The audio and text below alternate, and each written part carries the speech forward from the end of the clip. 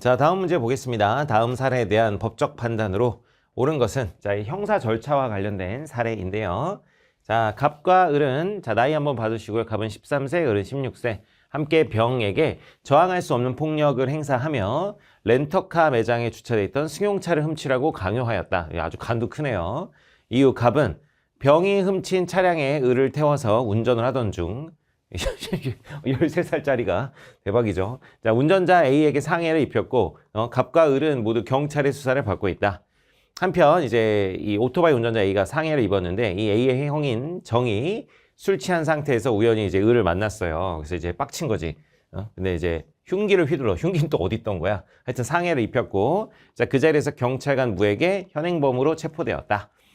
자, 현재 정은 8주의 치료를 요하는 상해를 입힌 혐의로 구속된 상태에서 자, 1심 재판을 받는 중이다. 뭐 이런 얘기가 나와 있습니다. 자, 가볼게요. 자, 병의 절도 행위는 정당방위에 해당하며 위법성이 조각된다 그러는데, 자, 병에게 저항할 수 없는 폭력을 행사했다 그랬죠. 갑과 을이 정에게.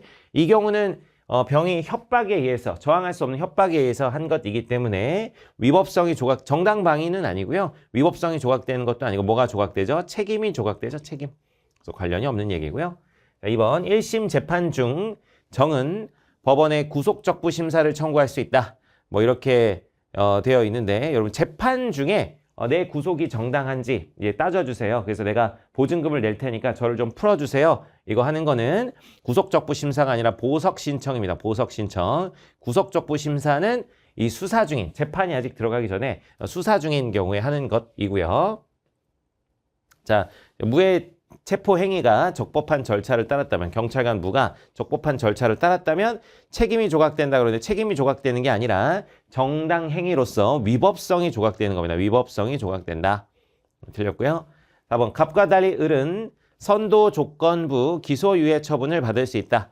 여러분, 이게 기소유예라는 것은 알다시피 뭐예요? 이 검사가 판단했을 때 기소하는 거를 한번 좀 유예 봐주겠다, 이런 얘기죠. 그래서 이 선도 조건부 기소유예 이제 검사가 이제 판단하는 것인데, 갑은 13세입니다. 13세는 원래 기소를 할 수가 없어요. 14세부터 이제 기소를 할 수가 있는 것인데, 갑은 13세니까 어차피 기소를 할 수는 없고, 자, 을은 청소년인데 14세 이상이죠. 그래서 기소할 수도 있고 기소유예를 할 수도 있어요. 자, 그래서 검사가 봤을 때 이거 기소까지 하긴 그렇고 선도를 조건으로 해서 기소유예 처분을 해야겠다, 이렇게 할 수가 있습니다. 그래서 갑은 기소 자체가 안 되니까 선도 조건부 기소유예 자체도 할 수 없지만, 자, 을은 14세 이상이기 때문에 을에 대해서는 선도 조건부 기소유예 처분을 받을 수 있습니다. 선도 조건부 기소유예 처분을 받는 것은 14세 이상, 19세 미만의 경우가 가능합니다. 그래서 요거는 맞는 얘기다.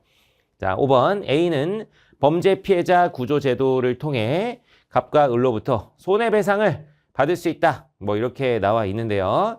자, A 같은 경우는 지금 어떻게 돼 있죠? 이렇게 상해를 입었죠. 상해. 갑과 을은 모두 경찰의 수사를 받고 있다. 뭐 이렇게 되어 있는데, 범죄 피해자 구조 제도 같은 경우는 이 A 피해자가 이 가해자로부터 이제 바로바로 보상을 받지 못하는 경우, 자, 그런 경우에 이제 국가에게 자기의 어떤 신체와 생명에 대한 피해를 좀 도와달라라고 이렇게 요청하는 것입니다. 그래서 범죄 피해자 구조제도는 갑과 을로부터 손해배상을 받는 것이 아니라 국가로부터 지원을 받는 것입니다. 그래서 요거는 범죄 피해자 구조제도와는 관련 없는 이야기, 갑과 을로부터 손해배상 받는 건 범죄 피해자 구조제도와는 관련 없는 이야기가 되겠습니다. 그래서 옳은 거 골라주시면, 그래서 정답은 4번 되겠습니다.